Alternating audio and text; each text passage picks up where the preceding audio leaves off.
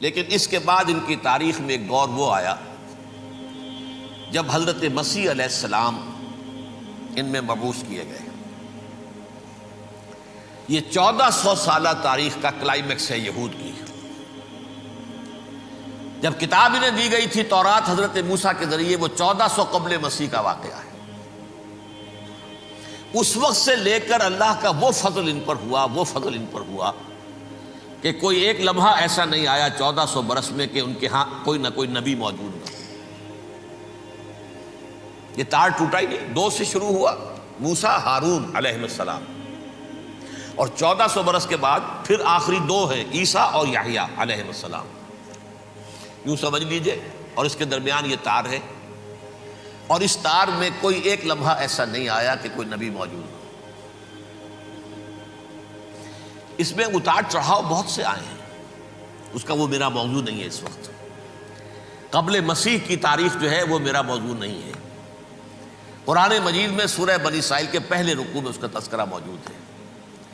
وَقَضَيْنَا إِلَىٰ بَنِي إِسْرَائِيلَ فِي الْكِتَابِ لَتُفْسِدُنَّ فِي الْأَرْضِ مَرَّتَيْنِ وَلَتَعْلُنَّ عُلُوًّا كَبِيرًا، 2 مرتبہ ان پر عذاب کے کوڑے برسے۔ پہلے اشوریوں کے ذریعے سے جو شامی تھے، سیرینز اشوری کہلاتے ہیں، پھر بابلیوں کے ذریعے سے یعنی عراقیوں کے ذریعے سے، بیبیلونیا نام تھا عراق کا پہلے، ان پر بہت بڑی بڑی تباہیاں آئیں، اللہ تعالیٰ کی طرف سے عذاب آئے۔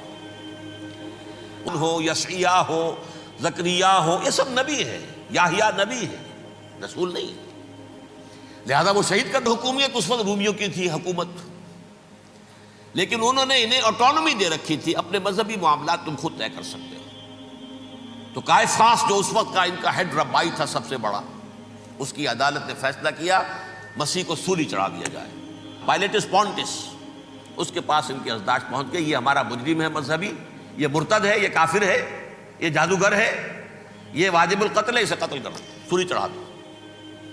خیر وہ لمبی بات ہو جائے گی، اس نے تو اپنے ہاتھ دھوئے کہ صاحب ہمارے پاس کوئی جرم نہیں ہے اس کے خلاف، تم کہتے ہو تو ٹھیک ہے سولی چڑھا دیتے۔ یہ دوسری بات ہے کہ اللہ نے حضرت مسیح کو اٹھا لیا آسمان پر، ان کی جگہ وہ شخص سولی چڑھا جس نے غداری کر کے گرفتار کروایا تھا، جوڈاس اسکیریوٹ، اس کی شکل اللہ نے بدل دی حضرت مسیح کی سی، اور حضرت مسیح کو فرشتے اٹھا کے اوپر لے گئے، وہ زندہ آسمان پر اٹھا لیے گئے۔ اور یہ ساری تفاصیل نہ قرآن میں ہے نہ حدیث میں ہے، یہ انجیل میں ہے۔ لیکن انجیل کون سی؟ برنباس کی انجیل، gospel of the Lord according to Saint Barnabas. یہ حواریین مسیح میں سے تھے، لیکن عیسائی ان کو تسلیم نہیں کرتے، ان کی بائبل کو صحیح نہیں مانتے، کینونیکل نہیں مانتے۔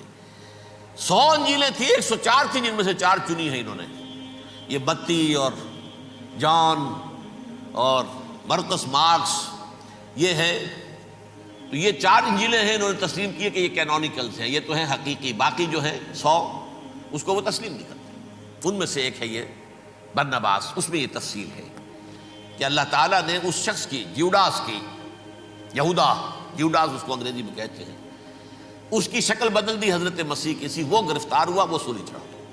وہ غدار تھا، غداری کی سزا اسے ملنی تھی، وہ مل گئی۔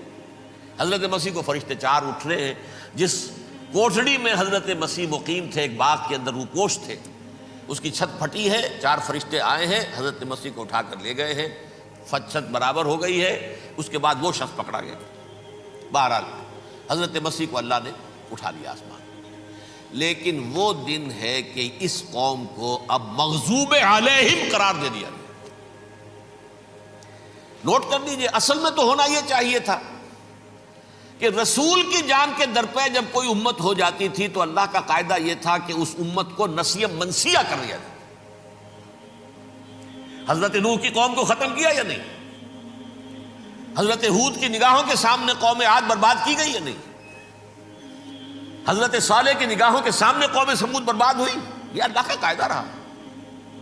سدوم اور عمورہ کی بستیاں حضرت لوط علیہ السلام جہاں بھیجے گئے، مدین کا علاقہ جہاں حضرت شعیب بھیجے گئے، اہل فرعون جن کی طرف موسیٰ کو بھیجا گیا، سب ہلاک کر دیے گئے۔ کیونکہ رسولوں کے بارے میں اللہ کا نبیوں کے بارے میں یہ بات نہیں ہے۔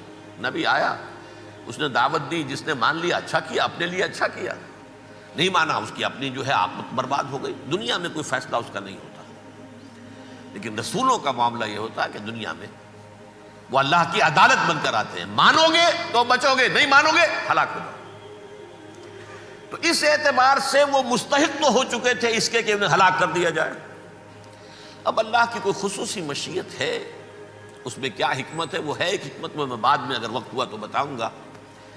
فیصلہ یہ کیا اللہ نے کہ حضرت مسیح کو تو اٹھا لیا زندہ، اور ان کی رسی ابھی مزید دراز کر دی کہ ان کو ابھی مہلت دے دی کہ تمہیں آخری استیصال، جس کو عذاب اکبر کہتا ہے قرآن.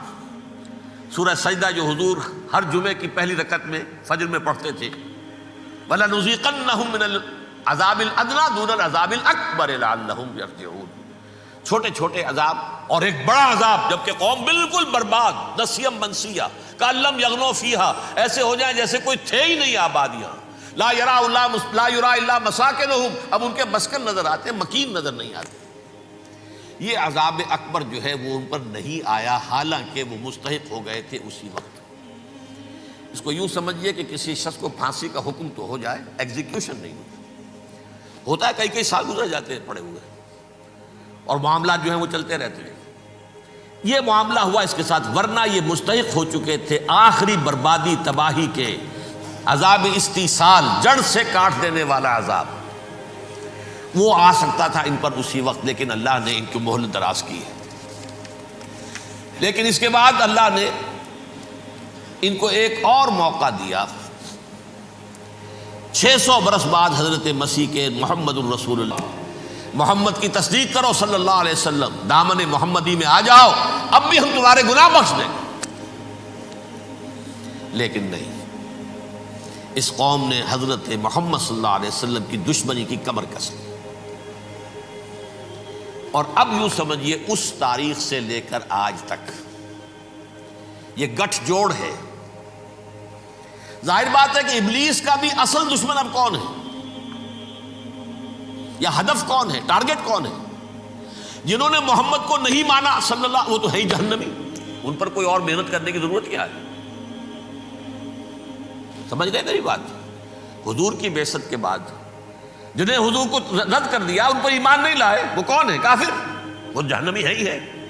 لہذا اس کے اوپر کوئی محنت صرف کرنے کی ابلیس کو ضرورت نہیں ہے. اس کا اصل ٹارگٹ امت محمد ہے صلی اللہ علیہ وسلم. وہ ساری نوع انسانی کی دشمنی اب آ کر مرکوز ہو گئی ہے امت محمد صلی اللہ علیہ وسلم کی دشمنی پر.